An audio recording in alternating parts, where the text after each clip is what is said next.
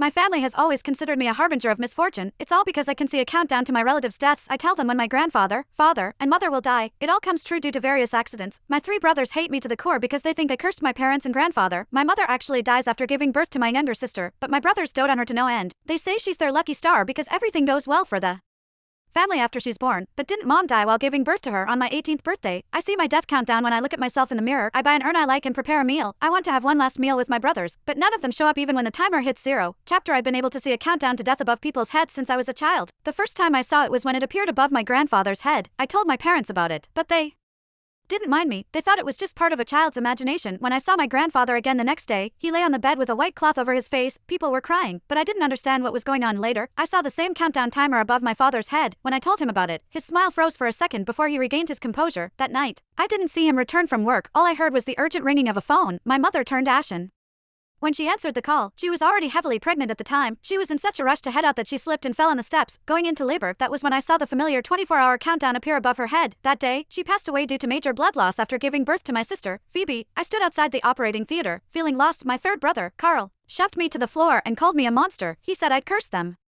that I was the reason for my parents' deaths. I scraped my palm on the floor, and blood oozed out. I wanted to cry from the pain but forced myself to hold it in. When I looked around, the people standing around me didn't dare come near. I could see the fear and hatred in their eyes. I didn't dare make a sound. All I did was bite my lip and get to my feet. Then, I dusted my dress off and comforted myself. After that, I curled up in a corner and listened to the sobs around me. I hugged my knees and wept. Daddy, Mommy. I slowly drifted off. When I woke up, I found that I was alone. Everyone had left, but no one had bothered waking me up. Was it because they didn't want me anymore? I got to my feet, feeling panicked. However, my legs were numb after being curled up for too long, so I fell to the floor. The corridor was silent. Only the blinding lights were with me. Pain consumed my body, and I couldn't hold back the flood of tears. That was the day everything in my life changed. Chapter My 3 elder brothers treated Phoebe like a princess but avoided me like the plague. Even the maids brushed me off. It was a regular occurrence for me to go to bed while starving. That didn't stop me from reaching the age of 18, though Carl always said I was a monster who would forever plague the rest of the family, and I somewhat agreed. I wondered whether I was still alive because I was too evil for hell to take me in on this day. I got out of bed and headed to the bathroom to wash up. My hair was dry and frizzy, and my cheeks were sunken. No one would ever think I was the oldest daughter of the affluent Jensen family. That was beside the point, though. What caught my attention was the countdown timer above my head. I saw the bright red numbers above my mirror reflection. The day had finally come. I wanted to smile but only managed to lift the corners of my lips slightly. I slowly put down my glass of water and stared dazedly at my reflection.